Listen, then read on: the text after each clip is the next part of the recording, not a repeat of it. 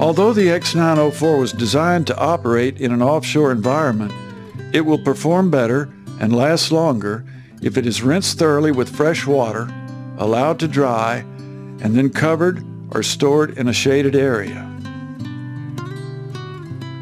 On a regular basis, the pole should be rotated to prevent fusing. Insert the tightening boards in the handles of the coupling and rotate the pole 3 turns in a clockwise direction. Then rotate the pole back counterclockwise to tighten. The stainless steel snap shackles on the man positioning lanyards should be sprayed regularly with an anti-corrosion lubricant. If the basket will be assembled on an as-needed basis only, then it should be disassembled immediately after use.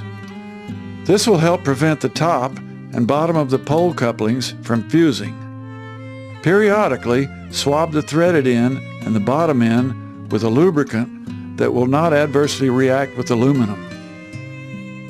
The sling, part 904-10, should be replaced in accordance with sling replacement regulations in your geographical area.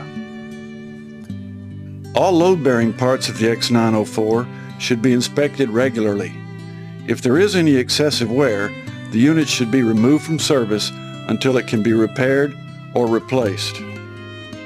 The X904 should be inspected before each use. Every 6 months, a competent person, according to relevant API specifications, should conduct a thorough inspection of the unit.